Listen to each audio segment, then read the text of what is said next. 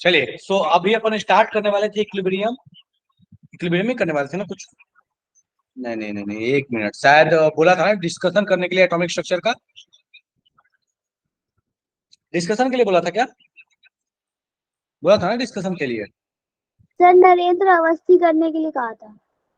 हाँ वही मैं बोल रहा हूँ, नरेंद्र अवस्थी का डिस्कशन के लिए बोला था। करेक्ट करेक्ट, तुम क्या। हाँ। तो एक मिनट बस, मैं ये लोड कर लूँ नरेंद्र अवस्थी, उसके बाद just a minute। ठीक है, आप लोग भी सारे लोग बुक खोल लीजिए और जो जो जितने सॉल्व वॉल्व कर लिए हो, ठीक है।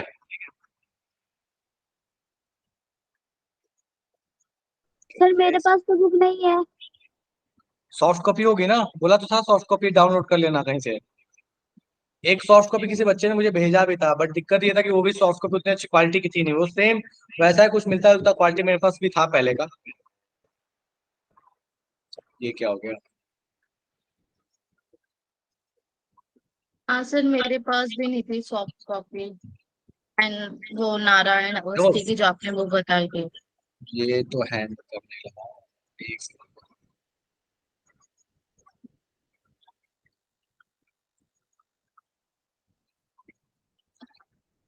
ठीक है, लगता है ये बोर्ड में तो नहीं खुलेगा, काफी बड़ी बुक है, मतलब पीडीएफ काफी बड़ा है ये, तो इसको मैं इसमें खोल लेता हूँ। जस्ट, कितने लोगों ने सॉल्व किया है फटाफट से मैसेज कर दो, पर डिस्कस करेंगे।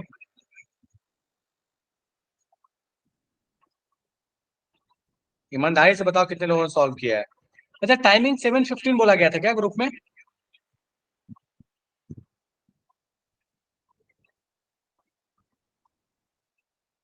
क्लास की नो टाइमिंग सर, 7:15 बोली गई है। सेवन सेवन ही थी, 7 to 8:30। अच्छा, 7 ही था ना, ठीक है। ओके, कितने लोगों ने सॉल्व किया मुझे जल्दी से बताओ। देखो मैं डिस्कस कर दूंगा, बट अगर सॉल्व नहीं किया हो तो फिर क्या ही बोलूं, कोई मुझे बोल ही नहीं रहा सॉल्व किया नहीं किया क्या किया। नहीं सर, मैंने नहीं किया क्योंकि सॉफ्ट कॉपी नारायण अवस्थी की नहीं थी। सर मैंने वो तो अगर किया है। देखो, एक बात मैं बता रहा हूँ, जो अगर सॉल्व नहीं करोगे ना तो फिर चीजें नहीं होंगी।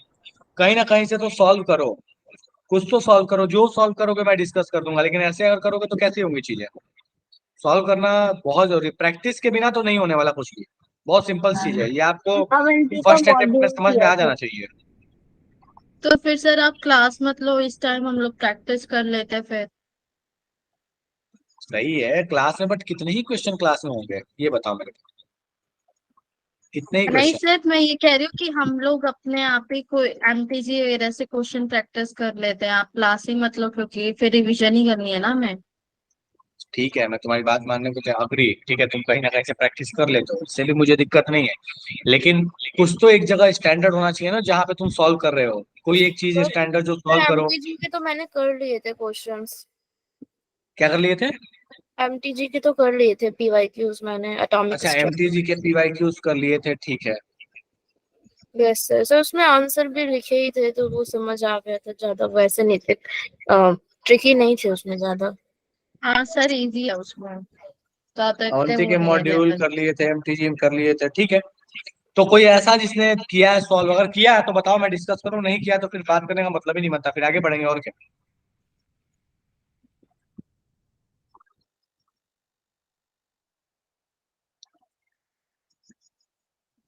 मैं फिर भी 2-3 मिनट वेट कर ले रहा हूँ, कोई ऐसा है जो ज्वाइन करेगा जो शायद नहीं किया हो, मतलब थोड़ा बहुत ट्राई व्राई किया हो या कुछ ऐसा हो। 2-3 मिनट वेट कर लेते हैं, नहीं होगा तो फिर फटाफट से मैं इक्विलिब्रियम स्टार्ट करेंगे और क्या।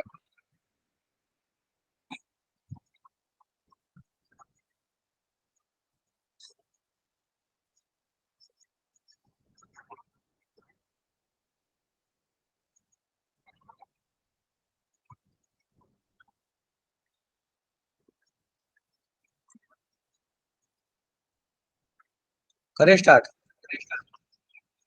इक्विलिब्रियम का टेस्ट होगा वंदना, इक्विलिब्रियम होगा उसमें।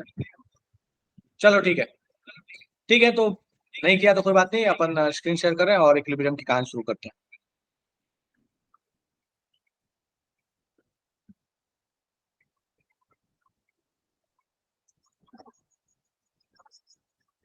जस्ट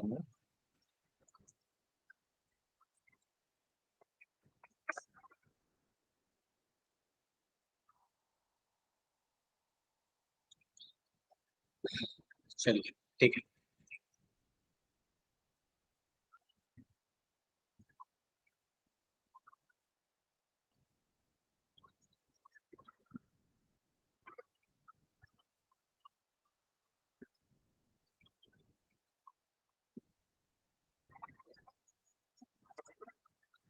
ठीक है, सो बात करने वाले हैं अपन इक्विलिब्रियम के बारे में, ठीक है।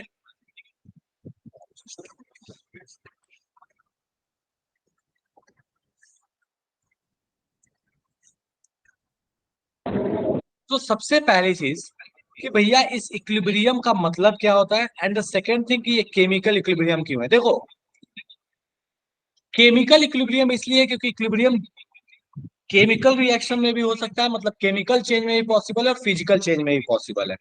तो इक्विलिब्रियम दोनों तरह के पॉसिबल है। हो सकता है ये केमिकल चेंज में हो तो हमने उसका नाम दिया कि भैया ये केमिकल इक्विलिब्रियम है। अगर आपके पास फिजिकल चेंज में इक्विलिब्रियम एग्जिस्ट करेगा तो हम बोलेंगे कि वो फिजिकल इक्विलिब्रियम है। सवाल उठता है इस इक्विलिब्रियम का मतलब क्या है। इक्विलिब्रियम का मतलब अगर आसान और सिंपल सीधा साधा शब्द में कहा जाए तो बैलेंस्ड। कैसा बैलेंस्ड? तो कैसा बैलेंस का मतलब है, अगर हम केमिकल रिएक्शन के एस्पेक्ट में बात करते हैं तो हम कहते हैं कि जब रेट ऑफ फॉरवर्ड रिएक्शन और रेट ऑफ बैकवर्ड रिएक्शन अगर आपका बराबर हो जाए तो हम कहते हैं कि ये एक इक्विलिब्रियम कंडीशन है। Rate of forward rate of backward का मतलब क्या है? मान लो कि अपने पास कोई चीज ए है, ये बी में कन्वर्ट हो रहा है और बी ए में कन्वर्ट हो रहा है। अगर 5 मोल ए बी में 10 सेकंड में कन्वर्ट होता है तो वही 5 मोल बी भी ए में 10 सेकंड में कन्वर्ट होता है। तो इफेक्टिवली ना ए के अमाउंट पे फर्क पड़ता है ना बी के अमाउंट पे फर्क पड़ता है। तो इस कंडीशन को कहते हैं इक्विलिब्रियम। जब इफेक्टिवली कहीं पे किसी के अमाउंट पे फर्क ना पड़े। लेकिन इंपॉर्टेंट बात ये है जो हमें ध्यान रखना है वो ये है कि इक्विलिब्रियम होगा जिसका मतलब ये नहीं है कि रिएक्शन नहीं होगा, रिएक्शन होगा, बस फॉरवर्ड रेट और बैकवर्ड रेट जो है वो बराबर होगा। ठीक है, रिएक्शन हो रहा होगा। अब चूंकि रिएक्शन हो रहा होगा तो ये चीज देखते ही हमारे दिमाग में एक बात और हिट हो जाना चाहिए कि जो हम यहाँ इक्विलिब्रियम पढ़ने वाले हैं that is dynamic in nature. क्यों डायनेमिक नेचर का है? क्योंकि ये यहाँ पे प्रोसेस कंटिन्यूड है, रिएक्शन हो रहा है। ऐसा नहीं है कि मैंने हाथ में मार्कर पकड़ लिया, इक्विलिब्रियम में मेंटेन है, ऊपर ऊपर का फोर्स नीचे का फोर्स बैलेंस है, बात खत्म है। नहीं, यहाँ पे डायनेमिक नेचर इसलिए है क्योंकि भैया अपने पास कहानी क्या है कि फॉरवर्ड रेट और बैकवर्ड रेट जो है वो बराबर है, ना कि यहाँ पे ऐसी कहानी है कि कुछ हो ही नहीं रहा है। ठीक है, तो हम जो केमिकल फॉरवर्ड और बैकवर्ड का रेट सेम होता है। अब आगे ही कहानी कहता है, हाँ कहता है कि इक्विलिब्रियम होने के लिए कंडीशन क्या क्या होना चाहिए। तो आपके पास कंडीशन ये होना चाहिए कि जहां कहीं भी इक्विलिब्रियम हो रहा हो पहले तो वहां पे टेम्परेचर आपका नहीं बदलते रहना चाहिए, टेम्परेचर एक कांस्टेंट रहना चाहिए। अगर टेम्परेचर बदलेगा तो कभी इक्विलिब्रियम एग्जिस्ट नहीं कर सकता। तो आपके पास टेम्परेचर कांस्टेंट रहना चाहिए। नेक्स्ट कहानी कहता है कि अगर आपके पास इक्विलिब्रियम तभी पॉसिबल है जब आपके पास क्लोज्ड कंटेनर हो, खास करके अगर गैस इन्वॉल्व है तो भैया जब भी इक्विलिब्रियम की बात करते हैं तो हम प्रेफर करते हैं कि कंटेनर जो है वो क्लोज्ड हो। अगर ओपन कंटेनर ले लिया जाए तो यहाँ पे इक्विलिब्रियम की संभावना ना के बराबर है, क्योंकि जनरली रिएक्शंस में गैस इन्वॉल्व तो होता ही होता है। अब एक और सवाल आता है कि फिजिकल इक्विलिब्रियम का मतलब क्या हुआ। केमिकल का तो समझ गया कि वो रिएक्शन जिसमें आगे का रेट पीछे का रेट, वो कंडीशन जहां आगे का रेट पीछे का रेट बराबर हो गया, हमने कहा कि वो इक्विलिब्रियम है। फिजिकल इक्विलिब्रियम बस बोल देता हूँ, सुन लो, बाकी बहुत काम की चीज तो नहीं है। मान लो कभी ऐसा हो गया, जैसे कि एग्जाम्पल के तौर पे कभी कभी आपने नोटिस किया होगा कि ऐसा होता है कि ठंडी के दिनों में गुलाब जामुन को देखोगे तो होगा क्या कि गुलाब जामुन के ऊपर में एक शक्कर का लेयर बना हुआ दिख जाएगा, ऐसे शक्कर का लेयर बना हुआ है, सूख जाता है तो ठीक है। और ऐसे मान लो ये रस में डूबा हुआ है। तो यहाँ पे क्या हो रहा है ना कि ये जो सॉलिड शुगर है, ये जो सॉलिड शुगर है और ये जो लिक्विड शक्कर है, इन दोनों के बीच में, सॉलिड और लिक्विड जो शुगर है, इन दोनों के बीच में एक इक्विलिब्रियम एग्जिस्ट कर रहा होता है। मतलब ये थोड़ा थोड़ा इसमें जा भी रहा होता है और ये थोड़ा थोड़ा इसमें क्या हो रहा होगा, डिपॉजिट भी हो रहा होता है। तो ये जो कहानी है this is a physical equilibrium. क्यों फिजिकल? क्योंकि एक फिजिकल प्रोसेस में ये कहानी हो रही है, इसलिए हम बोलते हैं this is a physical equilibrium. उसी तरीके से मान लीजिए कि आपने एक बॉटल ले लिया, एक बॉटल में आपने क्या किया, इसको बंद कर दिया, यहाँ से बॉटल को बंद कर दिया, और मान लिया आपने इसमें क्या किया, आपने उसमें पेट्रोल रख दिया। ठीक है, अब हमें पता है कि पेट्रोल क्या हो रहा होगा, टाइम के साथ वहां पे इवापोरेट कर रहा होगा। तो होगा क्या कि यहाँ पे जो पेट्रोल आपके पास जो इवापोरेट कर रहा होगा, यहाँ आपने पेट्रोल ले लिया है, अब पेट्रोल क्या हो रहा होगा, इवापोरेट हो रहा होगा, तो जिस रेट से ये ऊपर इवापोरेट होके जा रहा होगा उसी रेट से ये कंडेंस होके नीचे भी आ रहा होगा। तो होता ये है कि एक टाइम ऐसा आएगा कि भैया 5 सेकंड में अगर 10 मॉलिक्यूल ऊपर गया तो 10 मॉलिक्यूल नीचे भी आ गया, तो यहाँ पे आपके पास एक इक्विलिब्रियम एग्जिस्ट कर गई पेट्रोल का गैसियस फेज और पेट्रोल का लिक्विड फेज के बीच में। तो इस इक्विलिब्रियम को हमने नाम दिया this is a physical equilibrium, क्योंकि ये फिजिकल चेंज में हो रहा है। वही केमिकल चेंज में होता तो हम बोलते केमिकल इक्विलिब्रियम है। तो ये इक्विलिब्रियम की कहानी है, मतलब आगे जो हो रहा है, जो रेट फॉरवर्ड जा रहा है या जो प्रोसेस आगे जा रहा है और जो प्रोसेस पीछे आ रहा है, ये दोनों की कहानी जब एक जैसी हो जाए, जब सेम स्पीड से आगे भी जाए सेम स्पीड से पीछे भी आए, तो हम कहते हैं कि that is a equilibrium condition. Done है क्या?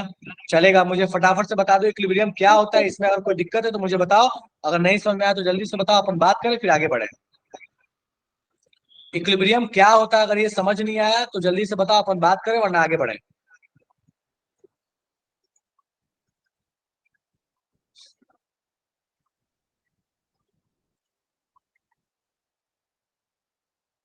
डन है? चलो कुछ और प्रॉपर्टीज के बारे में बात कर लेते हैं। तो कहता है कि जब भी इक्विलिब्रियम होगा तो आपके पास डेल्टा जी की वैल्यू हमेशा जीरो होगी। डेल्टा जी क्या होता है? That is Gibbs free energy. देखो Gibbs free energy positive negative तभी हो सकता है जब वो प्रोसेस किसी एक डायरेक्शन में मूव कर रहा हो। अगर स्पॉन्टेनियस होगा तो नेगेटिव, नॉन स्पॉन्टेनियस हुआ तो पॉजिटिव। लेकिन इफेक्टिव अमाउंट अगर नहीं हो रहा है, इफेक्टिव अमाउंट ऑफ चेंज नहीं हो रहा है, तो हम उस केस में बोलते हैं भैया डेल्टा जी जीरो है। लेकिन ये याद रखिएगा डेल्टा जी नॉट जीरो नहीं है, डेल्टा जी नॉट जीरो नहीं होता, डेल्टा जी जीरो होता है। अब डेल्टा जी नॉट जीरो क्यों नहीं होता, डेल्टा जी जीरो होता है, इसके बारे में कई फुर्सत में बात करेंगे जब अपन बात कर रहे होंगे थर्मोडायनेमिक्स। बस लेकिन ये ध्यान रखिएगा कि रिएक्शन का डेल्टा जी जीरो होगा, लेकिन स्टैंडर्ड कंडीशन उसका डेल्टा जी जीरो होने वाला नहीं है, that is delta G not. ठीक है? कंटेनर आपके पास क्लोज होना चाहिए, टेम्परेचर आपके पास कांस्टेंट होना चाहिए, अमाउंट ऑफ जो रिएक्टेंट है प्रोडक्ट है वो इफेक्टिवली बदलना नहीं चाहिए। अब कहानी होता है कि क्या हम पूरे सब सारे के सारे रिएक्शन जो होते हैं क्या वो इक्विलिब्रियम को अचीव करते हैं? बिल्कुल सही बात है, सारे रिएक्शन इक्विलिब्रियम को अचीव करते हैं, लेकिन हम सबको पढ़ते नहीं। क्यों नहीं पढ़ते?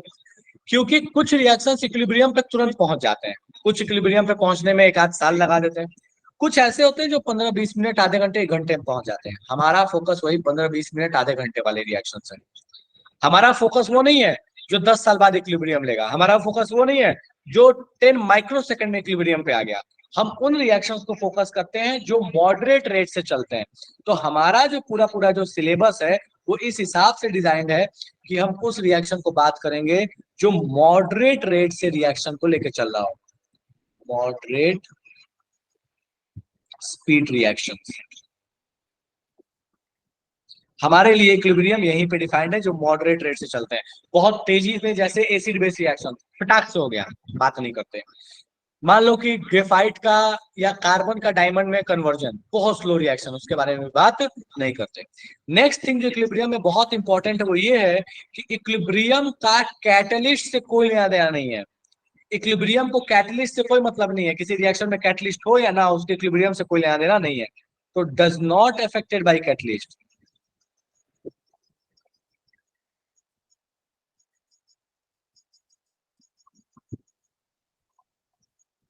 फिर कैटलिस्ट करता क्या है? कैटलिस्ट करता बस यही है कि इक्विलिब्रियम को जल्दी लाने में मदद करता है। अगर वही इक्विलिब्रियम जो 10, मान लो कि कोई इक्विलिब्रियम जो है रिएक्शन वो 15 मिनट में आने वाला था, कैटलिस्ट उसको 5 मिनट में कर देगा। तो कैटलिस्ट का रोल यही है कि इक्विलिब्रियम को जल्दी पहुंचा देना, ना कि इक्विलिब्रियम को ऑल्टर कर देना। वो इक्विलिब्रियम को किसी और तरीके से ऑल्टर नहीं कर सकता, बस इक्विलिब्रियम को जल्दी लाने में मदद करता है। तो ये कुछ कहानी हो गई इक्विलिब्रियम की। डायनेमिक नेचर होता है, रेट ऑफ फॉरवर्ड और बैकवर्ड रिएक्शन सेम होता है, टेम्परेचर कांस्टेंट होता है, क्लोज कंटेनर में करते हैं, डेल्टा जी जीरो होता है, डेल्टा जी नॉट जीरो नहीं होता है, और इसका इफेक्ट, इसका कैटलिस्ट से कोई भी लेना देना नहीं है। यहां तक में केमिकल इक्विलिब्रियम से रिलेटेड और कोई चीज है जो आपको लगता है बाउंसर हो गया, फटाक से पूछो, बात करें वरना आगे बढ़े।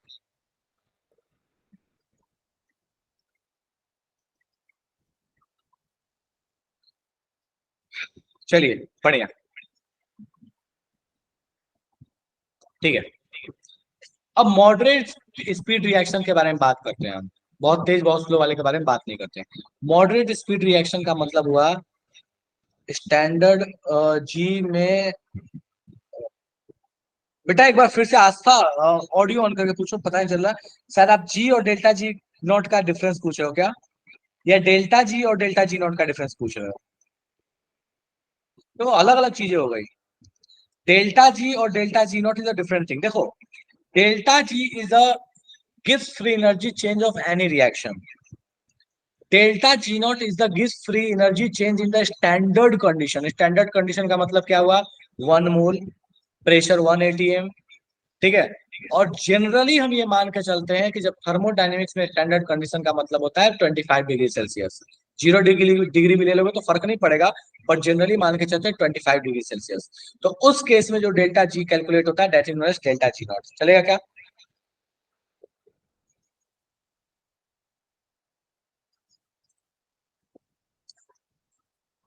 चलिए बढ़िया, ठीक है।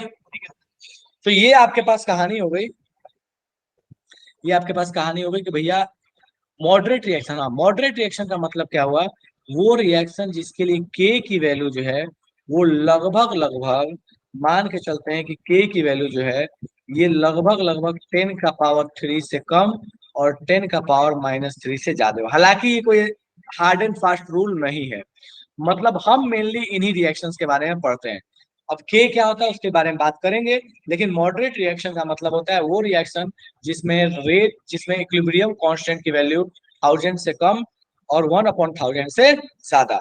इसी के बारे में मेनली डिस्कस करते हैं।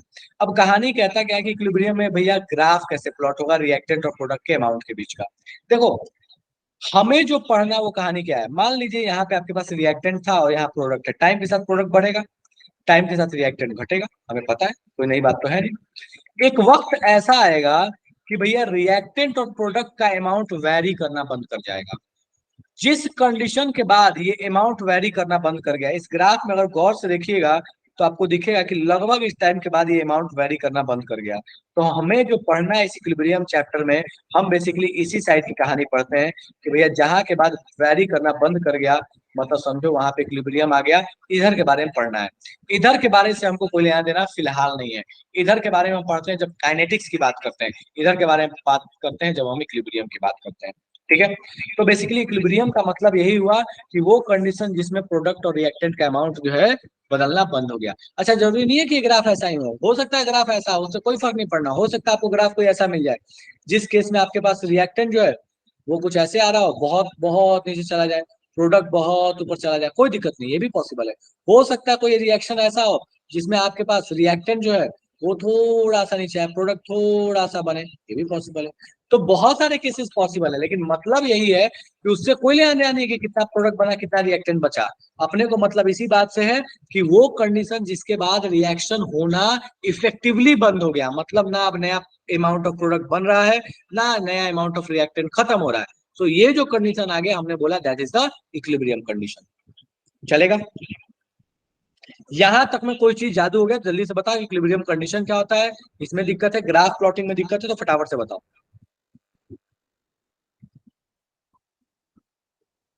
बढ़े आगे? चलिए, अब नेक्स्ट कहानी कहता है that is homogeneous and heterogeneous equilibrium. इसका मतलब क्या हुआ? देखो, होमोजीनियस और हेट्रोजीनियस इक्विलिब्रियम का मतलब होता है कि अगर आपके पास रिएक्शन में सबका फेज सेम है, फॉर एग्जांपल मान लो कि N2O4 ब्रेक हो रहा है, पहले ये बताओ,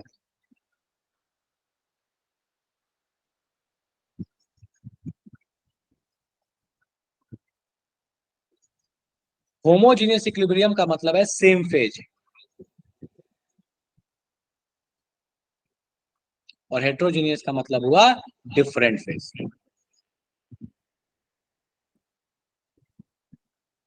तो सेम फेज में अगर रिएक्शन हो रहा है, रिएक्शन और रिएक्टेंट प्रोडक्ट सारे सेम फेज से बिलोंग कर रहे हैं तो होमोजीनियस, डिफरेंट फेज से बिलोंग कर रहे हैं तो हेट्रोजीनियस रिएक्शन, ठीक है। मान लो कोई एग्जांपल ऐसे दे दिया आपको, किसी ने कह दिया कि भैया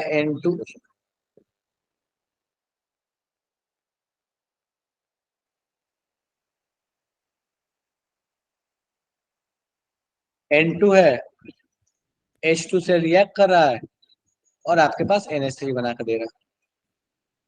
सो हमें दिख रहा है कि ये भी गैस है, ये भी गैस है और ये भी गैस है। This is homogeneous equilibrium. ठीक है, अब इंपॉर्टेंट बात है इस एरो के बारे में। तो देखो ये जो एरो है ना, ये एरो हमें बेसिकली बताता है इक्विलिब्रियम के बारे में। ये एरो ही हमें कह रहा होता है कि जो ये फॉरवर्ड और बैकवर्ड का जो रेट है ये बराबर है। इसको बताने के लिए हम इस्तेमाल करते हैं इस एरो का। ये एरो हमें यही बता रहा होता है कि जिस स्पीड से आगे जा रहा है उसी स्पीड से कहानी पीछे भी आ रहा है। ठीक है, चलेगा। चलो अब कहानी आता है यहाँ पे, that is law of mass action. क्या कहता है लॉ ऑफ मास एक्शन? तो मान लीजिए अपने पास कहानी कुछ ऐसा है कि कोई ए रिएक्शन है, रिएक्टेंट है, ये कोई बीबी के साथ रिएक्ट कर रहा है। मान लो आपके पास प्रोडक्ट बना रहा है सीसी और यहाँ पे साथ में बन रहा है डीडी। मान लेते हैं कि सारे के सारे गैस में। अब मैं क्यों गैस मान रहा हूँ इसके बारे में भी चर्चा करेंगे। मान लेते हैं सारे गैस में। तो लॉ ऑफ मास एक्शन कह रहा होता है कि आपके पास कहानी ये है कि अगर आप यहाँ पे इक्विलिब्रियम कांस्टेंट लिखना चाहते हैं, अगर आप यहाँ पे इक्विलिब्रियम कांस्टेंट लिखना चाहते हैं तो आपको कुछ और नहीं करना है। ये इक्विलिब्रियम कांस्टेंट जो होगा ये प्रोडक्ट का जो कॉन्सेंट्रेशन है to the power stoichiometry upon reactant का concentration to the power stoichiometry होगा। और जब आप केमिकल काइनेटिक्स पढ़े होंगे तो याद कीजिए वहां पे एक लॉ आपको पढ़ाया जाता था, वो भी सेम ही होता था। वो भी एक तरीके का लॉ ऑफ मास एक्शन ही है, बस उसको अलग तरीके से पढ़ाया जाता है। लॉ ऑफ रेट या रेट लॉ जिसको कहते हैं, वो रेट लॉ की भी कहानी बिल्कुल इसी की जैसी है। ठीक है, तो यहाँ पे कहता क्या है कि आपके पास जो के है, इस के की कहानी ये होगी कि प्रोडक्ट का कॉन्सेंट्रेशन टू दी इसका स्टोइकियोमेट्री अपॉन रिएक्टेंट का कॉन्सेंट्रेशन टू दी पावर इसकी स्टोइकियोमेट्री। ठीक है, तो इसको आसान भाषा में अगर इस केस में लिखें तो concentration of C to the power C concentration of D to the power D divided by concentration of A to the power A concentration of B to the power B. यही हो जाएगा आपके पास के बराबर। और इस के को क्या बोलते हैं? के को बोलते हैं दैट इज रेट कांस्टेंट। तो ये आपके पास हो गया लॉ ऑफ मास एक्शन। तो लॉ ऑफ मास एक्शन बिल्कुल कुछ और नहीं कहता, कहता है कि इक्विलिब्रियम कंडीशन पे जो आपके पास प्रोडक्ट का पावर टू द स्टोइकियोमेट्री होगा अपॉन रिएक्टेंट का पावर टू द स्टोइकियोमेट्री होगा, इसी रेशियो को कहता है दैट इज इक्विलिब्रियम कांस्टेंट। और ये किसी एक खास रिएक्शन के लिए खास टेम्परेचर पे हमेशा एक कांस्टेंट वैल्यू होगी। मतलब मेरे घर रिएक्शन हो या आपके घर रिएक्शन हो, जब इक्विलिब्रियम आ चुका होगा और रिएक्शन का अगर टेम्परेचर सेम है, सेम रिएक्शन है, सेम टेम्परेचर है, तो उस केस में के की वैल्यू चाहे आपके घर रिएक्शन हो या मेरे घर रिएक्शन हो, उस केस में के की वैल्यू सेम ही रहने वाली है। अब मोर प्रिसाइजली इस के को बोलते हैं केसी। क्यों केसी बोलते हैं? इसलिए इसको केसी बोलते हैं क्योंकि हमने यहाँ कॉन्सेंट्रेशन लिया। और कॉन्सेंट्रेशन का मतलब क्या होता है? कॉन्सेंट्रेशन कुछ और नहीं है, this is basically molarity. Molarity का मतलब हो गया that is mass by volume. यही, सॉरी क्या बोल रहा हूँ मैं भी, मोल्स बाय वॉल्यूम। ठीक है, तो यही अपने पास कॉन्सेंट्रेशन का मतलब हो रहा होता है और हम इसको केसी ले रहे होते हैं। इसी तरीके से अब एक कहानी आती है कि भैया ये गैस ही क्यों लिया? देखो गैस ही इसलिए लिया क्योंकि एक्टिव मास जो है वो गैस का ही जो एक्चुअल कॉन्सेंट्रेशन है वो एक्टिव मास होता है। एक्वस में भी जो कॉन्सेंट्रेशन वो एक्टिव मास होता है, लेकिन सॉलिड और लिक्विड में ना जो उसका अमाउंट है वो एक्टिव मास नहीं होता। एक्टिव मास का मतलब होता है वो अमाउंट जो एक्चुअली रिएक्शन में पार्टिसिपेट कर रहा होता है, उसको बोलते हैं एक्टिव मास। तो ये जो एक्टिव मास का कॉन्सेप्ट है ये सिर्फ गैस में और एक्वस में ना सीधे कॉन्सेंट्रेशन को बिलोंग करता है। तो यहाँ कहता क्या है कि एक्टिव अमाउंट या एक्टिव मास जो है ये कहता है कि गैस के लिए उसका कॉन्सेंट्रेशन है, एक्वस के लिए उसका कॉन्सेंट्रेशन है, सॉलिड एंड लिक्विड के लिए ये 1 मान लेते हैं। सॉलिड और लिक्विड के लिए एक्टिव मास माना जाता है 1। हालांकि अगर क्वेश्चन में आपको 1 के अलावा कुछ और कांस्टेंट मानने के लिए दे दे तो आप वो मान सकते हैं। मतलब आयरन का बार दे दे आपको 10 किलो का, लेकिन आपके लिए उसको कॉन्सेंट्रेशन हमेशा क्या मानना है? 1 ही मानना है। तो ये एक्टिव मास की कहानी आती है। एक्टिव मास वही कहता है कि जो एक्चुअल अमाउंट ऑफ रिएक्टेंट है जो पार्टिसिपेट कर रहा है रिएक्शन कराने में, दैट इज एक्टिव मास। चलेगा? फटाफट से देखो और बताओ मुझे यहां तक में कोई दिक्कत है तो।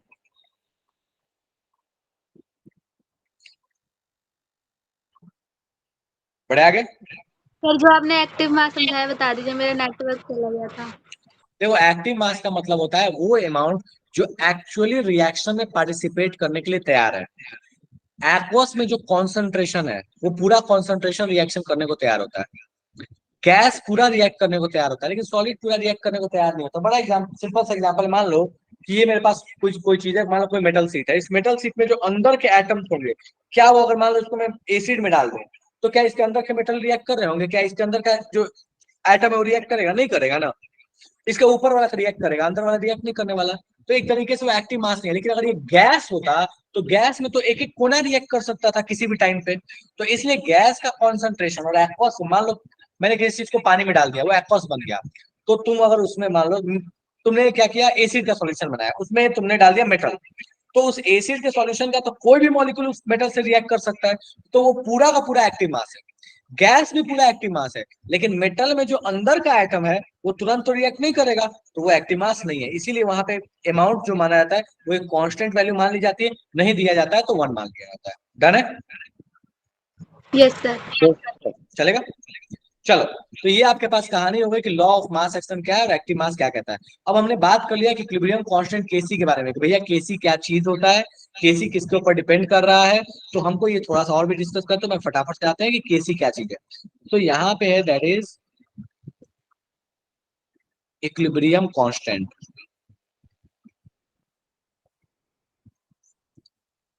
तो ये जो है ये नेचर ऑफ रिएक्शन पे डिपेंड करेगा, जैसा रिएक्शन उसके हिसाब से केसी की वैल्यू होगी। Nature of reaction. Second thing है that it is depend on temperature. और भी फैक्टर्स इसके ऊपर डिपेंड करता है, पर वो हम बात करेंगे काइनेटिक्स में, जैसे एक्टिवेशन एनर्जी, जैसे इंथैल्पी, इन सब पे डिपेंड करेगा, लेकिन उसके बारे में भी चर्चा नहीं करना। तो मोटे मोटे तौर पे इक्विलिब्रियम कांस्टेंट जो है वो नेचर ऑफ रिएक्शन पे डिपेंड करता है, कैसा रिएक्शन है और टेम्परेचर कैसा है। अलग अलग टेम्परेचर पे आपको सेम रिएक्शन के लिए के की वैल्यू अलग हो जाएगी, लेकिन अगर सेम टेम्परेचर रखें तो सेम रिएक्शन है, सेम टेम्परेचर है, तो कहीं भी वो रिएक्शन हो रहा होगा तो उसके लिए के की वैल्यू सेम ही रहने वाली है। ठीक है, चलेगा?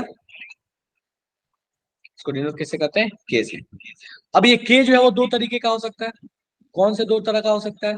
तो ये भाई साहब दो तरीके का हो सकता है, अभी जस्ट बात किए। तो भैया ये अपने पास हो सकता है या तो कॉन्सेंट्रेशन के रिस्पेक्ट में, टू टाइप्स, तो या तो कॉन्सेंट्रेशन के रिस्पेक्ट में या तो प्रेशर के रिस्पेक्ट में। तो या तो हो सकता है केसी या तो हो सकता है केपी। अब जनरली गैसेस के लिए हम केपी का यूज करते हैं, केसी का यूज नहीं करते। कहानी कहता है कि भैया केपी और केसी में क्या रिलेशन है, कुछ नहीं करना, एक छोटा सा यहाँ पे डेरिवेशन कर लेते हैं। तो मान लो आपके पास जो कहानी था वो ए गैस है, ये आपके पास बन रहा है बीबी गैस बन रहा है, और आपके पास टेम्परेचर टी है। तो कहता है भैया यहाँ पे केसी लिखो, तो आप केसी क्या लिखेगा? तो आप कहिएगा concentration of B to the power B upon concentration of A to the power A. और अगर आपको यहाँ पे केपी लिखना है तो केपी क्या लिखिएगा? तो केपी कुछ और नहीं है, प्रेशर के टर्म में आ जाएगा। तो partial pressure of B to the power B upon partial pressure of A to the power A. और हमको बहुत अच्छे से पता है पीवी इक्वल टू एनआरटी, अगर आपको याद हो तो पी इक्वल टू होता है N by V into R T. Partial pressure अगर ए का चाहिए तो moles of A upon volume into R T करना पड़ेगा। Moles of A upon V करेंगे, ये बेसिकली कुछ और नहीं है, concentration into R into T है। तो जहां प्रेशर है वहां पे लिख सकते हैं सीआरटी लिख सकते हैं। और सीआरटी लिखने का मतलब है, अगर हम चाहें तो हम इसको ऐसे लिख सकते हैं, concentration of B to the power B into R T to the power B divide by concentration of A to the power A into R T to the power A. अब यहाँ से अगर आप गौर से देखिए तो आपको एक चीज दिखेगा क्या, कि आप यहाँ पे केपी बराबर लिख सकते थे, this thing is basically KC. तो ये हो गया KC multiplied by R T to the power B, R T to the power A, मतलब ये कुछ और नहीं है, R T to the power delta N है। और इस डेल्टा एन का मतलब हो गया moles of product minus moles of reactant. तो ये कुछ और नहीं है, ये moles of product minus moles of reactant है, या फिर stoichiometry of product minus stoichiometry of reactant भी आप कह सकते हैं। सो यहाँ से केपी और केसी के बीच में एक रिलेशन बन के आ जाता है, that is KP equals to KC into RT to power delta N. Important बात एक बहुत जरूरी है जो ध्यान रखिएगा, यहाँ आर की वैल्यू हम इस्तेमाल करते हैं 0.082 वाला। क्यों इस्तेमाल करते हैं? इसीलिए इस्तेमाल करते हैं क्योंकि अपने पास केसी में जो कॉन्सेंट्रेशन इस्तेमाल होता है वो होता है लीटर, और यहाँ जो प्रेशर भी हम केपी में इस्तेमाल करते हैं जनरली वो होता है एटीएम। तो चूंकि ये सारी कहानी एटीएम लीटर के ऊपर डिपेंड करता है, इसीलिए हम जब केपी लिखते हैं तो वहां पे यूज करते हैं KP equal to KC into RT to power delta N. चलेगा क्या? यस यहाँ सर। तक में कोई दुख तकलीफ है तो जल्दी से बताओ। No sir. ठीक है, चलो तो ये रिएक्शन, ये रिलेशन याद रखना है केपी और केसी के बीच में क्या है। ठीक है, अब बच्चों वाला चीज एक आध क्वेश्चन लेता हूँ, बच्चों वाला फटाफट से ट्राई करो, फिर कुछ अच्छे क्वेश्चंस पे आएंगे। ठीक है, तो कह रहा है कि अपने पास एक रिएक्शन है N2 और H2, एक एकदम बिल्कुल रैंडम क्वेश्चन दे रहा हूँ, बिल्कुल रैंडम क्वेश्चन है ये, कोई इसका डेटा ऐसा नहीं, कोई स्पेसिफिक डेटा है, एकदम रैंडम क्वेश्चन दे रहा हूँ। बोलता है N2 और H2 ये भाई साहब रिएक्ट करते हैं, NH3 बनाते हैं, सारे के सारा गैस है, कोई दिक्कत नहीं है आपको। अगर सॉलिड और लिक्विड होगा तो उसकी जगह पे आपको 1 ले लेना होता है। कहता है कि मान लीजिए कि एट इक्विलिब्रियम, बोलता है जब इसमें इक्विलिब्रियम आ गया था तो N2 का जो कॉन्सेंट्रेशन था, सबका कॉन्सेंट्रेशन दिया हुआ है, मान लो इसका कॉन्सेंट्रेशन था 2 मोल पर लीटर में ही होगा, इसका था मान लो 3, इसका था मान लो 1। तो कहता है कि बताइए अगर एक दूसरा कंडीशन है जिसमें एट इक्विलिब्रियम इस इस भाई साहब का कॉन्सेंट्रेशन N2 भाई साहब का कॉन्सेंट्रेशन 4 है, इस भाई साहब का 1 है, तो बताइए इस भाई साहब का कॉन्सेंट्रेशन कितना रहा होगा। शुरू हो जाइए, इसमें x की वैल्यू आपको निकालनी है कि x की वैल्यू कितनी होगी। एकदम बच्चों वाला क्वेश्चन है, फटाफट से सॉल्व करने का प्रयास कीजिए। अगर एक बार मेजर किया गया तो कॉन्सेंट्रेशन था 231 इक्विलिब्रियम में, कहीं दूसरे इंसान ने एक्सपेरिमेंट किया तो वहां पे पता चला N2 4 है और H2 1 है, तो उस समय NH3 कितना रहा होगा। शुरू करो, फटाफट से सॉल्व करो, कुछ और क्वेश्चन में दे रहा सर ये अपने ब्रैकेट्स के अंदर क्या मतलब ब्रैकेट से क्या इंडिकेट कर रहे हैं, आपने ब्रैकेट्स बनाया है? हूँ।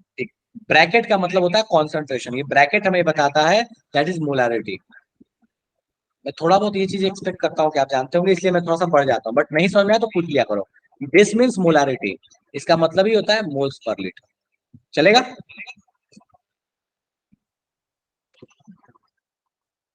हाँ बता दिया करो, चलेगा नहीं चलेगा। Yes sir.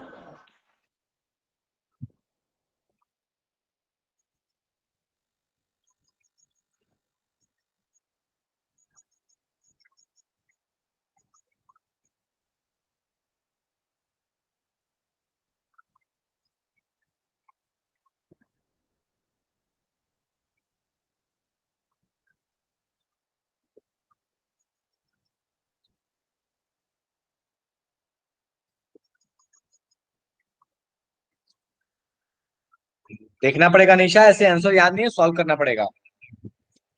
सॉल्व करो फटाफट से।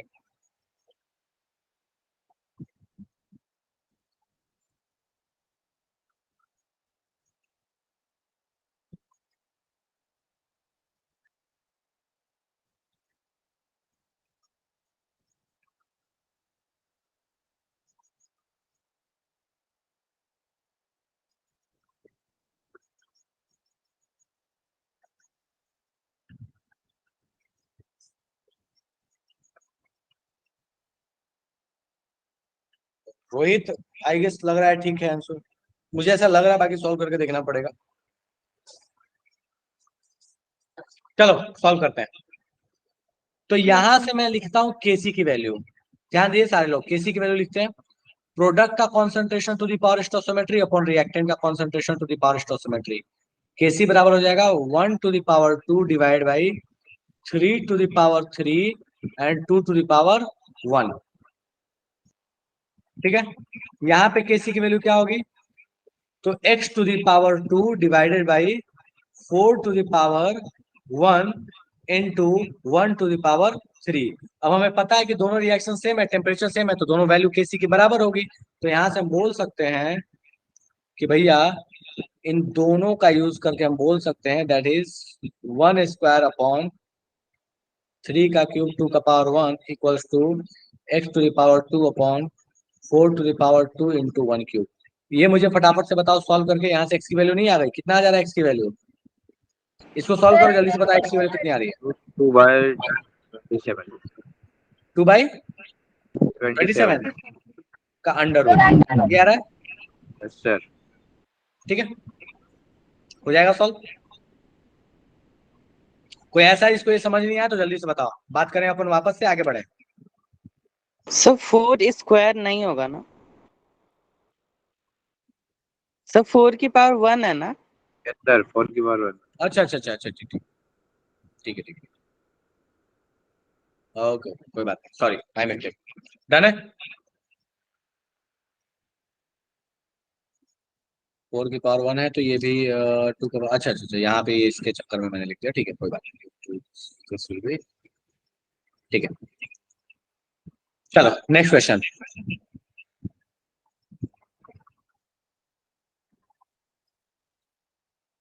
इस क्वेश्चन को सॉल्व करो फटाफट से। बोल रहा है कि PCl5 एक रिएक्शन दिखा रहा है, पढ़ लीजिए इस क्वेश्चन को अच्छे से। कह रहा है कि PCl5 ब्रेक होता है, PCl3 और Cl2 सारे के सारे गैस हैं। बोलता है which of the following cases may represent the above equilibrium, assuming the equilibrium can be achieved from either side by taking any one or more component initially, given that Kc less than 2 होना चाहिए। याद रखिएगा इस reaction में Kc less than 2 होना चाहिए। Check करो और फटाफट से बताओ कि कौन सा ऐसा केस है जिसमें एक ये कहानी वैलिड हो सकती है। फटाफट से शुरू हो जाइए।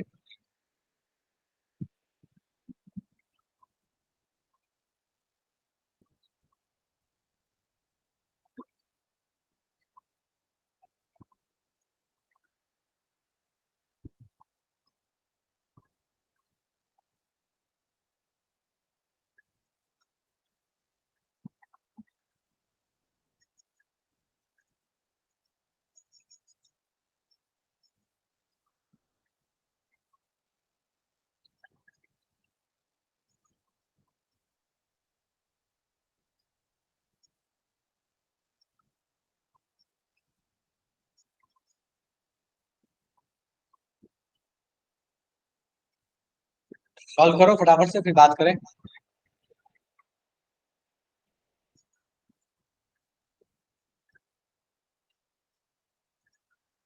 रोहित गड़बड़ है, सामिया गड़बड़ है, श्रेया ठीक है,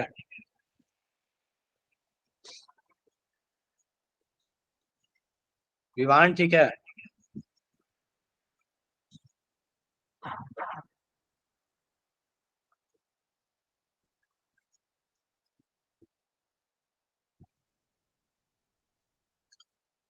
ईशिका ठीक है, आकाश ठीक है। आसान से क्वेश्चन है, होना चाहिए सॉल्व में। चलो देखो, पहले तो ये समझना पड़ेगा कि PCl5 जो है PCl3 और Cl2 बना रहा है। मतलब मान के चलते हैं कि PCl5 जो है वो एज अ रिएक्टेंट रहा, उल्टा भी हो सकता है, या तो ये दोनों रिएक्टेंट ये प्रोडक्ट होगा, या ये रिएक्टेंट और ये दोनों प्रोडक्ट होंगे। चलो इस केस में देखते हैं।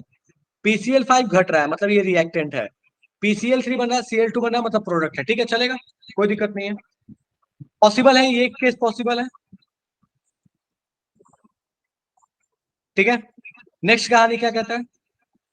नेक्स्ट कहानी कहता है कि यहाँ पे आपके पास PCl5 घट रहा है, PCl5 की भी घट रहा है, PCl3 भी घट रहा है, Cl2 बढ़ रहा है, पॉसिबल ही नहीं है, क्योंकि PCl3 को रिएक्टेंट माना तो Cl2 भी आपको रिएक्टेंट होना चाहिए था, PCl5 प्रोडक्ट होना चाहिए था। PCl5 घटे, Cl3 घटे और Cl2 बने, पॉसिबल नहीं है। ए पे वापस आएंगे, PCl5 बढ़ रहा है, ठीक है, PCl3 घट रहा है, Cl2 घट रहा है, लेकिन बोलता क्या है कि भैया इनिशियली जो था सबका अमाउंट सेम ही लिया गया था, ठीक है। एक या एक से अधिक कंपोनेंट हो सकता है, ठीक है, एक से अधिक कंपोनेंट ले लिया तो भी पॉसिबल है, थोड़ा बहुत पॉसिबल है कि आपके पास ये भी पॉसिबिलिटी आ जाए अगर अमाउंट सेम नहीं लिया तो। कैसे? PCl3 घट रहा है, Cl2 घट रहा है, PCl5 बन रहा है, पॉसिबल है थोड़ा बहुत। लास्ट वाले पे आते हैं, Cl2 घट रहा है, PCl3 घट रहा है, PCl5 बन रहा है, ये भी पॉसिबल है। तो बी नंबर ऑप्शन तो गया, बाकी तीन अपने पास पॉसिबिलिटी खड़ी है, इन तीनों की कुछ कुछ पॉसिबिलिटी है। अब देखो, अगर ध्यान से देखोगे ना तो Cl2 जो है ना, ये ऑप्शन नंबर ए भी ऐसे ही चला जाएगा। क्यों? क्योंकि देखो Cl2 ज्यादा बने और PCl3 कम बने, ये तो पॉसिबल नहीं है, प्रैक्टिकली पॉसिबल नहीं है, पर ठीक है रख लेते हैं, कोई दिक्कत नहीं। चलो मान लेते हैं Cl2 पहले से रहा होगा। अब अपने पास कहानी क्या है, बोलता है कि इसका इक्विलिब्रियम कांस्टेंट जो है वो लेस देन 2 होना चाहिए। भाई साहब सारे केस में लेस देन 2 होना चाहिए, इसका कॉन्सेंट्रेशन इंटू इसका कॉन्सेंट्रेशन अपॉन इसका कॉन्सेंट्रेशन। देखो Cl2 यहाँ 6 है, PCl3 4 है, PCl5 2 है, के निकालो। PCl5 यहाँ 5 है, PCl3 4 है, Cl2 2 है, के निकालो। PCl3 2 है, Cl2 4 है, PCl5 6 है, के निकालो। सारे केस में के निकाल के देखोगे तो जो सबसे कम आपके पास 2 से कम जो के आ रहा है, that will be in the option number D. चलेगा क्या? फटाफट से बताओ, होगा नहीं होगा? बहुत लोगों ने सॉल्व कर ही लिया है, यस बट ठीक है, सर। इसका नहीं डन है, ये बढ़े आगे। कोई ऐसा इसको लग रहा है समझ में नहीं आया? चलिए नेक्स्ट क्वेश्चन। ये क्वेश्चन अच्छा है, पीवाईक्यू है, बढ़िया क्वेश्चन है, टाइम लगेगा, सॉल्व करो, थोड़ा सा दिमाग पे जोर पड़ेगा। समझा देता हूं रिएक्शन। कहता है कि यहाँ पे आपको अमोनियम हाइड्रोजन सल्फाइड दिया हुआ है NH4HS, ये सॉलिड है, ध्यान देना यहाँ पे सॉलिड है, बड़ा इंपॉर्टेंट रोल है सॉलिड का। डिसोसिएट होकर NH3 और H2S गैस दे रहा है। बोलता है इसको अलाउ किया गया है इक्विलिब्रियम अटेन करने के लिए 100 डिग्री पे, Kp की वैल्यू है 0.34। बताइए टोटल प्रेशर इक्विलिब्रियम पे कितना होगा और सारे कंपोनेंट का पार्शियल प्रेशर कितना होगा। चलो मैं इसका रिएक्शन लिख देता हूं यहाँ पे। तो इसका रिएक्शन ऐसा है, दैट इज NH4SH, ये ब्रेक होगा और ये ब्रेक होके आपको देगा NH3 और साथ में देगा आपको H2S। ये भाई साहब आपके पास जो है ये सॉलिड है, ये भाई साहब आपके पास गैस है और ये भाई साहब गैस है। बोल चुका है कि इस रिएक्शन में जो Kp है, इस Kp की वैल्यू है दैट इज 0.34। तो पूछा है कि बताइए इन दोनों का पार्शियल प्रेशर कितना कितना रहा होगा। अगर थोड़ा सा भी आपने इक्विलिब्रियम वाला कांस्टेंट लगाया सही से और आपने सही से इक्वेशन लगा दिया तो ये क्वेश्चन सॉल्व हो जाएगा। है तो अच्छा क्वेश्चन, बट थोड़ा सा बुद्धि लगाना पड़ेगा। कीजिए सॉल्व फटाफट से।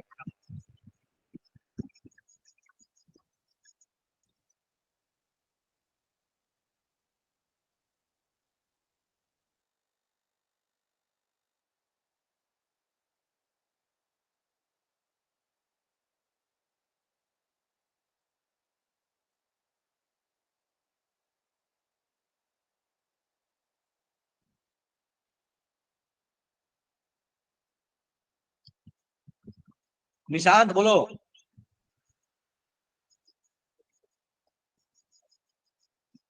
निशांत बोलो, क्या दिक्कत है? ऑडियो का परमिशन नहीं है क्या? जस्ट परमिशन तो है आई गेस। हाँ बोलो निशांत, क्या दिक्कत है? हैंड रेज किए हो?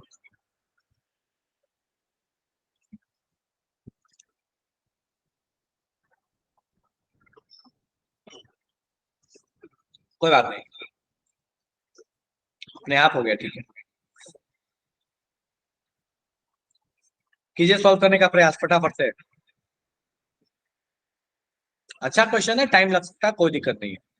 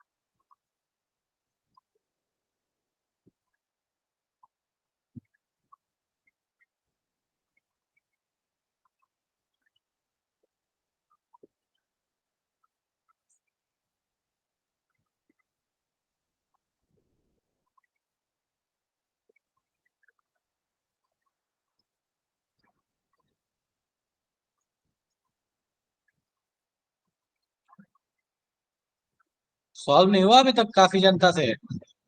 सॉल्व होना चाहिए भाई, इतना भी टफ क्वेश्चन नहीं है। किसी का आंसर नहीं आया अभी तक?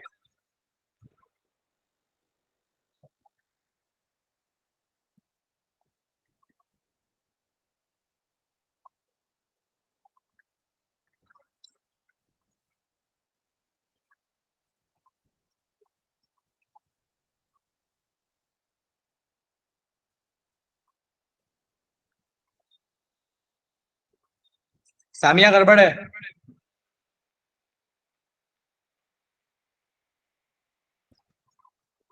आकाश सही है, बढ़िया। एक आंसर सही आया अभी तक, बाकी जनता अभी भी इंतजार कर रही है।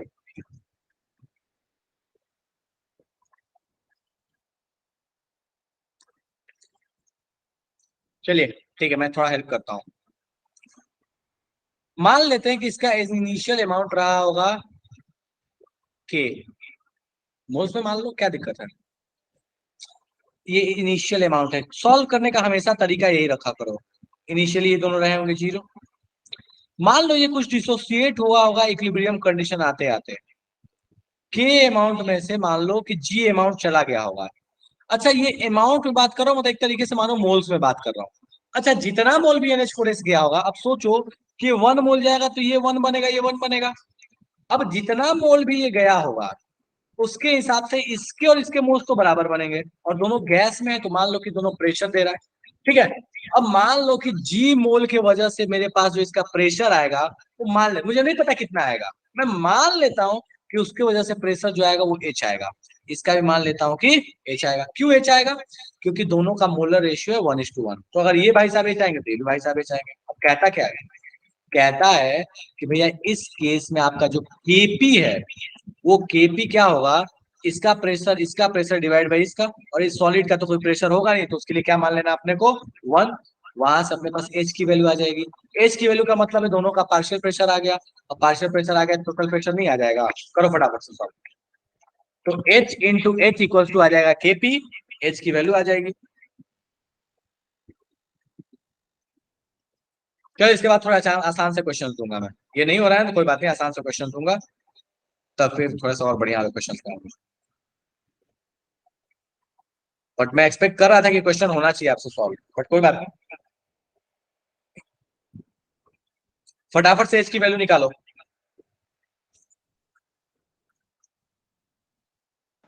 0.6। 0.6, हाँ लगभग 0.6 आएगा बेटा, बिल्कुल ठीक है। चलो मैं यहाँ Kp का इक्वेशन लिखता हूँ। Kp equals to pressure of NH3 pressure of H2S divided by 1। क्यों? क्योंकि NH4SH के लिए हम क्या मानेंगे, सॉलिड है, प्रेशर 1 ही रहने वाला। Kp की वैल्यू दी हुई है 0.34। प्रेशर ऑफ NH3 कितना माना हुआ था, H माना हुआ था, इसका भी H माना हुआ था, तो ये आपके पास क्या हो गया, HS, that is H square. अब H स्क्वायर की आपकी वैल्यू है 0.34, तो लगभग लगभग जो H यहाँ सॉल्व करके आएगा वो 0.6 के पास ही आएगा, बट एक्यूरेटली मुझे चूंकि आंसर याद है इसलिए मैं आपको बता दे रहा हूँ, दिस विल बी 0.58। ठीक है। अब यहाँ से H की वैल्यू आ गई 0.58। अब बोलता है कि बताओ टोटल प्रेशर कितना होगा, तो भैया इसका पार्शियल प्रेशर 0.58, इसका 0.58, टोटल प्रेशर कितना होगा, ये तो सॉलिड है, सॉलिड का कुछ प्रेशर होगा नहीं, इन दोनों को जोड़ दोगे तो टोटल प्रेशर आ जाएगा 0.58, 0.58 लगभग लगभग जोड़ोगे तो आपके पास कितना आ जाएगा, दैट इज 1.16 या 1.17, जो बोलना चाहते हो बोल सकते हो, दैट इज 1.16 ATM। और भी थोड़ा सा इसको प्रिसाइज निकालते हैं तो 0.58 के आगे भी नंबर आता है, जोड़ते तो 1.17 के रेंज में आता, बट उससे कोई फर्क पड़ने वाला नहीं है। इतना बता दो मुझे कि किसके किसी भेजे में नहीं गया ये सॉल्यूशन, जल्दी बताओ, जितने लोगों को समझ ही नहीं आया कि क्या सर जादू। दोनों का पार्शियल प्रेशर फिर से बोलो, H कैसे हो सकता है? फिर से बोलो। सर दोनों का पार्शियल प्रेशर एक जैसा है कि H कैसे हो सेम सकता है कैसे हो सर? सकता है? मुझे एक बात बताइए बेटा, कि अगर ये 1 मोल डिसोसिएट होगा तो ये भी 1 मोल बनेगा, ये भी 1 मोल बनेगा, तो दोनों का जो अमाउंट बनेगा वो सेम ही तो बनेगा। अगर ये जी मोल गया था तो इसके भी जी मोल बने होंगे, इसके भी जी मोल बने होंगे, मोल्स दोनों का सेम है, वॉल्यूम सेम है, टेम्परेचर सेम है, तो क्या दोनों का प्रेशर सेम नहीं होगा? Yes, sir. नहीं सामिया, नहीं लगा सकते फॉर्मूला, यस सर। इसलिए नहीं लगा सकते क्योंकि कॉन्सेंट्रेशन भी आपको कहाँ पता है। अब क्या ही लगा के कर लीजिएगा, केसी की तो वैल्यू दी नहीं है।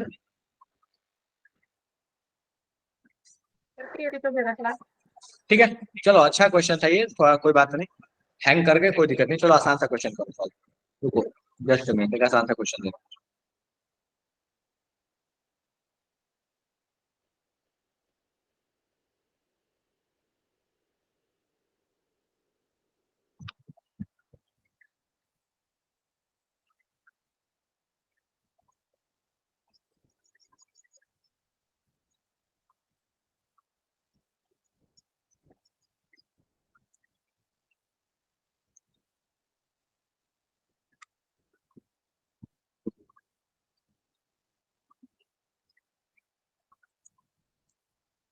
देखो ये सॉल्व हो जाएगा, फटाफट से देखो।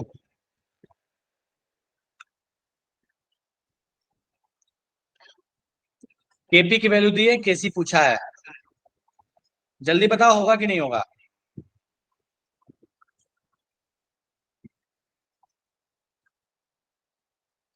सॉल्व करो फटाफट से, ठीक है हो जाएगा, सॉल्व करो जल्दी जल्दी करो। एक आध एलकेजी यूकेजी वाले क्वेश्चन करवाता हूं मैं, फिर आगे बात करेंगे।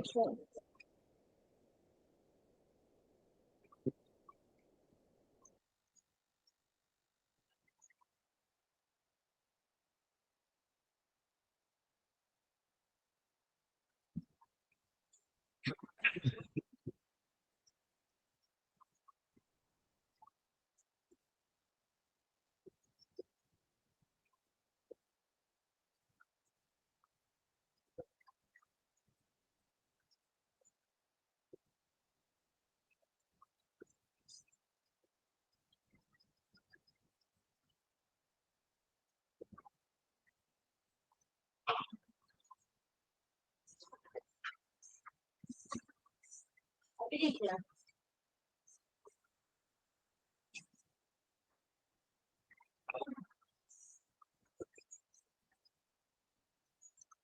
फॉर्मूला बस लगा लेना है और क्या।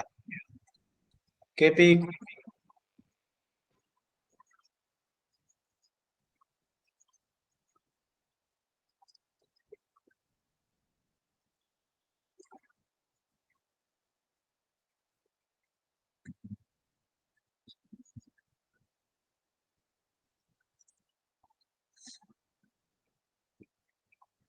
चलिए, तो केसी बराबर क्या हो जाएगा, KP upon R T to the power delta N. Delta N यहाँ पे कितना है, सारा खेल इसी का है। देखो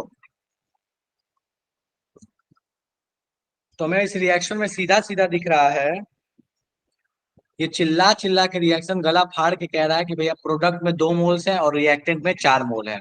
ठीक है, तो आप यहाँ से बड़े प्यार से आप कह सकते हैं कि डेल्टा एन की वैल्यू जो होगी that will be 2 - 4, that will be -2 की कहानी। ठीक है, अब -2 की कहानी, बात खत्म, इक्वेशन लगाओ, खेल खत्म हो जाएगा। तो KP equals to KC into R T to the power delta N. Delta N की जगह क्या है, -2। और मैंने आपको शुरू शुरू में ही कहा था कि आपको जो आर की वैल्यू है वो इस्तेमाल कीजिएगा 0.082। क्यों इस्तेमाल कीजिएगा, क्योंकि भैया आप लीटर और एटीएम में चर्चा कर रहे होते हैं। केपी आपको चाहिए, केसी आपको दिया हुआ है, R T power delta R नहीं, केसी चाहिए, केपी दिया हुआ है, आर टी पावर -2 रखिए, इसको इधर ले आकर पटक दीजिए, काम खत्म हो जाएगा सॉल्व। बस हाँ, जितने अच्छा जितने ज्ञानी लोग ना ये ऑप्शन नंबर ए बोल रहे हैं, जरा ध्यान दीजिएगा। ये 500 डिग्री सेल्सियस है और टेम्परेचर हमेशा केल्विन में चाहिए होता है। केमिस्ट्री में जब कभी भी बात करें तो केल्विन में चाहिए होता है, डिग्री सेल्सियस में हम कभी भी चर्चा नहीं करते हैं। ओके ठीक है, सर। चलो चलो नेक्स्ट क्वेश्चन, ऐसे सिली मिस्टेक नहीं करो। तो ये एक और भारी सा क्वेश्चन है, बोलता है बताइए इस क्वेश्चन में केसी की वैल्यू कितनी होगी। फटाफट से बताओ केसी की वैल्यू कितनी होगी।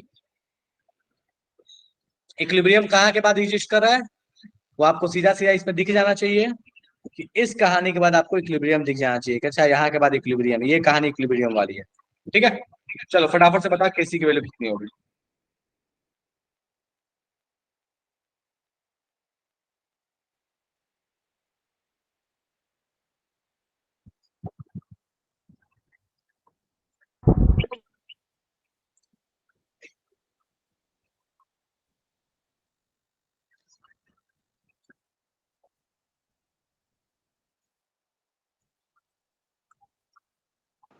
सर 9।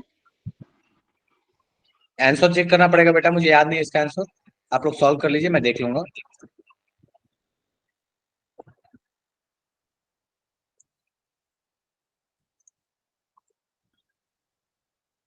सॉल्व कराता हूं मैं अभी फटाफट से।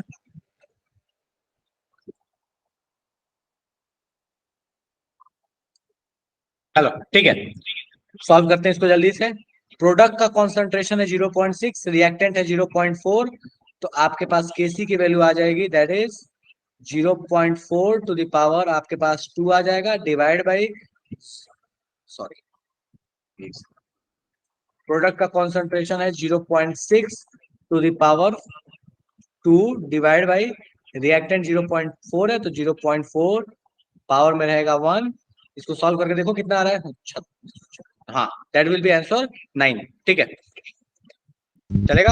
हाँ 0.9, ठीक है, 0.9, पॉइंट छूटा हुआ 0. ठीक है, बढ़े आगे। Next question. सो कहता है आपके पास कि एक इक्विलिब्रियम है, टेम्परेचर 305 केल्विन, पार्शियल प्रेशर जो है वो N2 का दिया है 0.3, H2 का दिया है 0.02, NH3 का दिया हुआ है, NH3 है, ये दिखने में नहीं पता चल रहा है बट NH3 है 0.06। रिएक्शन दिया, बोला केसी बताओ, हो जाएगा नहीं होगा, जल्दी बताओ। ये रिएक्शन देख के केसी केपी की वैल्यू कैलकुलेट हो जाएगी, नहीं होगी, बस मुझे ये बता दो। नहीं होगा तो बात करें, हो जाएगा तो आगे बढ़े।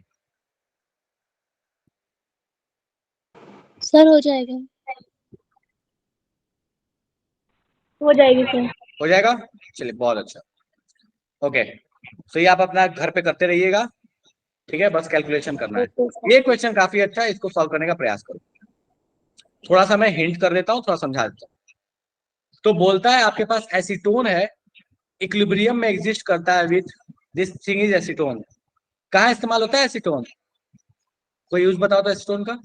ये इथेन है और ये कार्बन मोनोऑक्साइड है। सब परफ्यूम।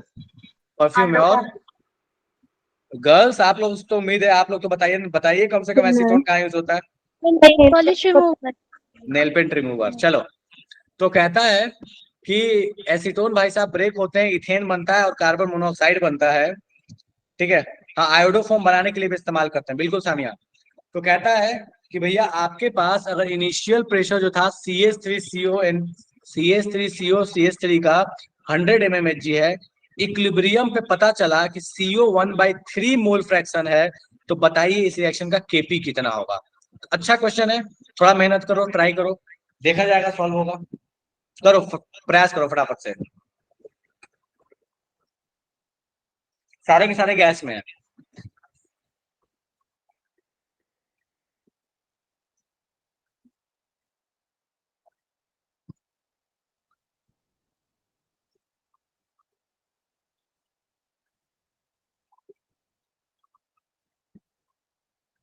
थोड़ा मेहनत करना पड़ेगा, थोड़ा एफर्ट है, बाकी ऐसा नहीं क्वेश्चन बहुत टफ है, बस थोड़ा एफर्ट दोगे हो जाएगा।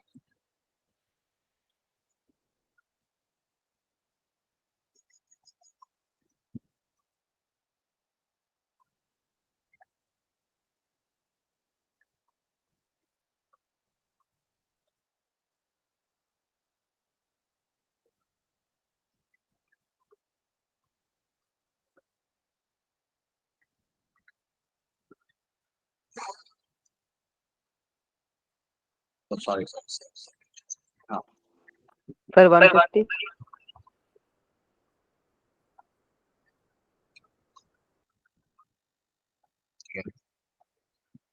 बढ़िया, देखते हैं।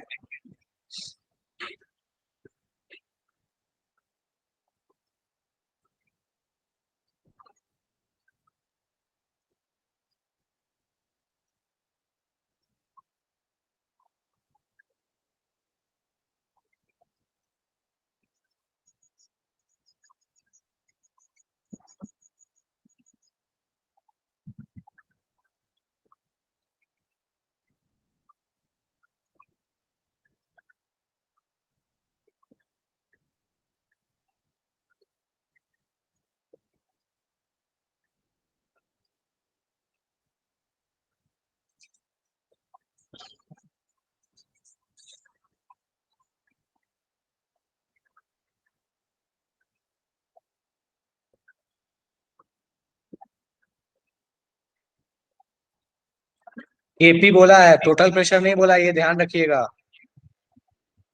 केपी चाहिए, टोटल प्रेशर नहीं चाहिए।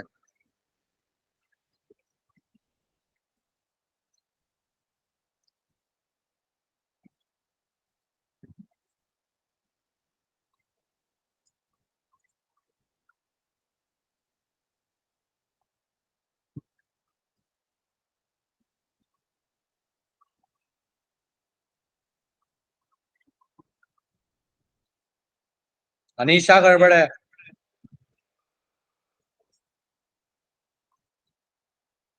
दोनों लेक्चर के जो पीडीएफ है, सुबह वाला और शाम वाला, ये मैं थोड़ी देर में डाल दूंगा, ठीक है।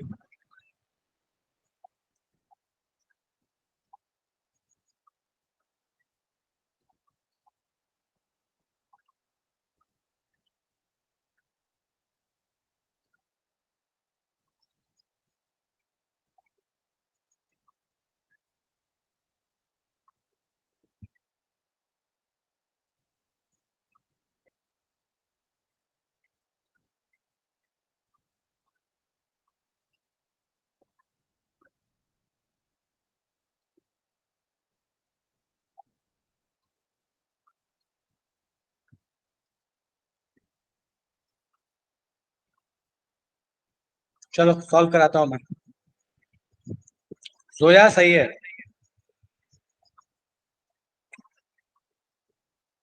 चलो, CH3CO CH3 ब्रेक हो रहा है ये भाई साहब। CH3 और साथ में बना CO।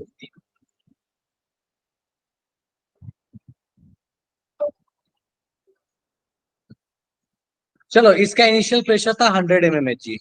मान लेते हैं ये इनिशियल कंडीशन था, फाइनल कंडीशन। मान लेते हैं कि 100 में से कुछ प्रेशर गया होगा, पी गया होगा। तो अब देखो, ये 1 मोल जाएगा तो ये 1 मोल बनेगा। अगर इसमें से पी प्रेशर जाएगा तो ऑब्वियसली इसका भी कितना प्रेशर आएगा, पी आएगा, मोल के रेशियो में रहेगा। ये भी पी आएगा और ये भी पी ही आएगा। डन है क्या? अब कहता है कि तीनों के मुझे क्या पता है, प्रेशर पता है। टोटल प्रेशर कितना होगा, यहां से जोड़ के देखो तीनों को, तो हम बोल सकते हैं total pressure will be 100 + P, that is total pressure. अब चिल्ला चिल्ला के क्वेश्चन गला फाड़ के कह रहा है कि कार्बन मोनोऑक्साइड का मोल फ्रैक्शन 1/3 है। तो भैया ये कार्बन मोनोऑक्साइड भाई साहब का अगर मोल फ्रैक्शन 1/3 है, तो हम यहाँ पे बड़े प्यार से कह सकते हैं कि ये भाई साहब जो होंगे ये बराबर होंगे pressure of CO, that is P, divide by total pressure, that is 100 + P। और ये किसके बराबर हो जाएगा? This will be equal to 1/3। अब मुझे बताओ कि क्या यहाँ से प्रेशर ऑफ CO नहीं निकाला जा सकता? बड़े प्यार से निकाला जा सकता है। सो यहाँ से आप इसको सॉल्व कीजिए, तो ये आपके पास आ जाएगा 3P = P + 100। तो इसको सॉल्व कर लीजिए, 2P बराबर आपके पास आ गया 100, तो P बराबर आपके पास आ गया 50। मतलब सारे गैस का जो प्रेशर है एट दिस टाइम इक्विलिब्रियम, तो ये हो जाएगा 50 mm, ये हो जाएगा 50 mmHg और ये भी हो जाएगा 50 mmHg। और बोलता है भाई साहब बताइए Kp क्या होगा। तो हमको यहाँ सीधे से ये दिख रहा है Kp की वैल्यू क्या हो जाएगी, तो Kp की वैल्यू हो जाएगी 50 × 50 डिवाइड बाई 50। खेल खत्म हो गया, आपके पास 50 आंसर आ गया। Total pressure will be 150। ठीक है, डन है क्या? फटाफट सर ये डन है नहीं है? बढ़े आगे? कोई ऐसा है जिसको बाउंसर हो गया तो जल्दी से बताओ, बात करें अपन वापस से। नमस्कार। ठीक है, बढ़िया। नेक्स्ट क्वेश्चन, ये बिल्कुल उसी पैटर्न पे क्वेश्चन है जैसा पहला वाला क्वेश्चन दिया हुआ था। एकदम बिल्कुल उसी पैटर्न पे प्रयास करो वापस से सॉल्व करने का। पैटर्न वही है। LiCl3NH3 लिथियम क्लोराइड का अमोनिएटेड सॉल्यूशन है। बोलता है कि LiCl सॉलिड बनता है, 2NH3 गैस बनता है, 9 ATM² इसका Kp है।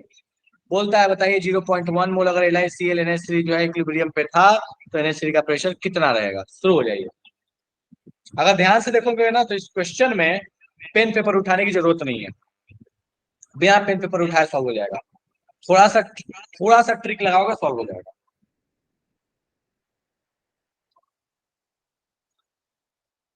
सर दो तो सॉलिड ही है। खत्म खेल, और क्या।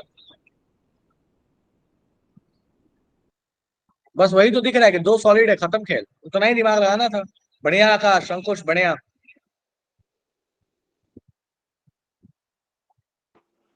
सर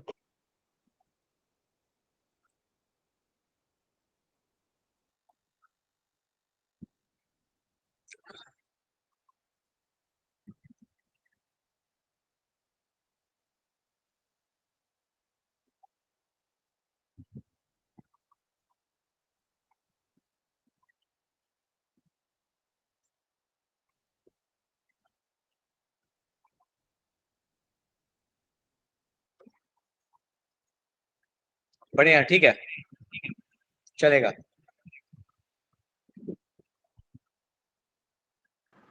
सर केपी की यूनिट एटीएम स्क्वायर होती है? नहीं, ऐसा कोई जरूरी नहीं है, डिपेंड्स, जैसा आपके पास रिएक्शन रहेगा उसके हिसाब से डिसाइड होगा। देखो, रेट कांस्टेंट के हिसाब से डिसाइड होता है। रेट कांस्टेंट है, फॉरवर्ड रेट कांस्टेंट की यूनिट लो, बैकवर्ड रेट कांस्टेंट की यूनिट लो, दोनों का रेशियो ले लो, ठीक है। दैट इज के बाई केबी। केपी होता क्या है? फॉरवर्ड रेट कांस्टेंट और बैकवर्ड रेट कांस्टेंट का रेशियो। लेकिन बहुत बार के में ना हम यूनिट लिखते ही नहीं है, के को अधिकतर टाइम यूनिटलेस क्वांटिटी मान के ही चला जाता है। बट एटीएम स्क्वायर आ जाए, कोई भी स्क्वायर आ जाए, तो आपको बस ये समझ लेना है कि वो डिपेंड इस बात पे कर रहा है कि फॉरवर्ड और बैकवर्ड रेट कांस्टेंट की कहानी क्या है। डन है क्या? Okay sir. चलो नेक्स्ट क्वेश्चन। तो ये बहुत भारी सा क्वेश्चन है, जुपिटर से आया हुआ क्वेश्चन है। चलो सॉल्व करने का प्रयास करो।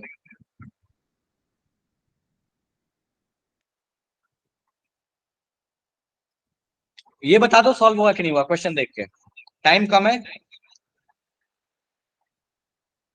पूरे पूरे तरीके से ये सॉल्व करने वाली कहानी है, पूरे तरीके से बस मैथ्स है। कॉन्सेप्ट मुझे बता दो, सॉल्व हो जाएगा नहीं होगा, हो जाएगा तो फिर आगे बढ़ेंगे।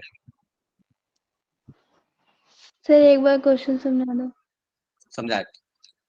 बोलता है कि केपी और केसी का रेशियो बताइए SOCl2 जब SO2 और Cl2 के फॉर्म में ब्रेक हो रहा है। टेम्परेचर दे दिया है, आपको कह दिया है कि इस रेशियो में एक खास बात यह है कि this will be equal to 3 into 10⁻A। बोलता है इस A की वैल्यू बताइए, ठीक है। अब आप मुझे एक बात बताओ देख के इस रिएक्शन को, कि अगर आपको टेम्परेचर पता है, यहां ध्यान दो, ये टेम्परेचर आपको दे दिया, आपको पूछा बताइए इस ए की वैल्यू क्या होगी, केपी और केसी का रेशियो। केपी और केसी का रेशियो किसके बराबर होगा? RT⁻ डेल्टा एम के होगा। और हमको अच्छे से पता है कि आर की वैल्यू पता है, टी की वैल्यू पता है, और डेल्टा एन हम यहाँ से लिख सकते हैं 2 - 1 दैट इज 1। तो बेसिकली आरटी की वैल्यू चाहिए, और आरटी की वैल्यू क्या होगी? 3 इंटू 10⁻A। वहां से ए की वैल्यू निकाल लोगे, हो जाएगा क्या? Yes sir. Yes sir. Temperature दिया हुआ, चिल्ला चिल्ला के बोल रहा है टेम्परेचर इतना है। चलो नेक्स्ट।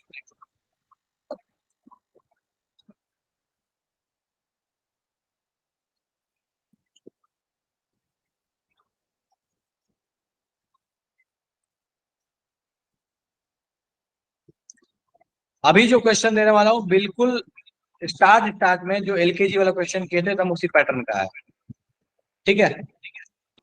एलकेजी वाला समझा देता हूँ एक बार। कहता है कि आपके पास A plus B gives C plus D. बोलता है A जो था 1 मोल था 5 लीटर में, B जो था वो 0.5 मोल था। 1 मोल ऑफ A है, 1 मोल ऑफ B है, 5 लीटर सॉल्यूशन है। इनिशियल कहानी दे दिया, 0.5 मोल C फॉर्म हुआ है। अच्छा, ये 1 था, ये 1 था, रिएक्शन होने के बाद ये 0.5 बना, तो ये भी 0.5 बना होगा। अब कहता है what is the molar concentration of each species if the reaction is carried out with. अगर इसी रिएक्शन को 2 मोल A 1 मोल B को 5 लीटर में रखते और सेम टेम्परेचर पे कराते, तो बताओ कि जो भी बचे हुए जो भी कॉन्सेंट्रेशन आएगा A और B का, वो कितना कितना होगा। ऊपर वाले से K की वैल्यू निकालना है, नीचे वाले से X माइनस करके इक्वेट कर देना है, बात खत्म। ये मुझे बता दो सॉल्व हुआ कि नहीं होगा। नहीं होगा तो अभी करो, हो जाएगा तो छोड़ के आगे बढ़ेंगे।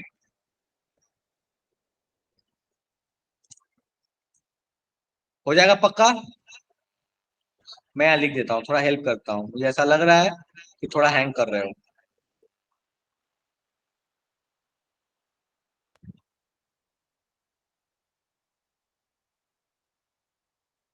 देखो, इसका दिया है 1/5 इक्विलिब्रियम पे, 1/5। इसका दिया है 0.5,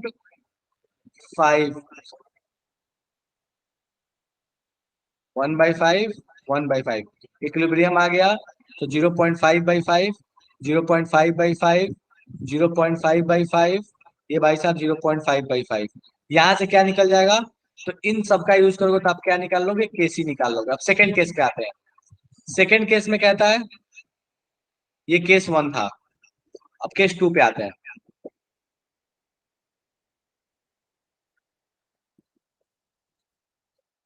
केस 2 में कहता है आपके पास कि ए का इनिशियल कॉन्सेंट्रेशन था 2 और 5 लीटर में, तो 2/5। इस भाई साहब का था 1/5। 2/5 में से मान लो कि x गया होगा। अब मोल सीधा सीधा लगा दे, 1/5 में से भी x ही जाएगा। क्यों? क्योंकि ये जब 1 जाएगा तो ये भी 1 ही जाएगा, तो इसमें से x गया तो इसमें से भी x ही जाएगा। ये भाई साहब कितने बनेंगे? ये बनेंगे x, ये बनेंगे x। अब मुझे एक बात बताओ, ये सीधे सीधे दिख रहा है x into x divide by 2/5 minus x, 1/5 minus x, ये किसके बराबर होगा? तो ये जो ऊपर में हमने केसी निकाला उसके बराबर हो जाएगा। यहाँ से इक्वेट करेंगे, x की वैल्यू आ जाएगी, बात खत्म। हो जाएगा नहीं होगा? जल्दी बताओ। हो जाएगा सर। डन है? चलो ठीक है, तो आज की सभा अपन यही विराम लगाते हैं। 1 मिनट टाइम बचाओ, ठीक है? आज की सभा यही विराम लगाते हैं। अगले क्लास में अलग अलग रिएक्शंस का केपी केसी में क्या रिलेशन होता है उसके बारे में बात करेंगे, ली चैटलर प्रिंसिपल के बारे में बात करेंगे, रिएक्शन कोसेंट के बारे में बात करेंगे, और डेल्टा जी नॉट से कैसे रिलेट करता है कि उसके बारे में बात करेंगे। टेस्ट में आपका आने वाला है इक्विलिब्रियम, ठीक है? चलो ठीक है, टाटा बाय बाय।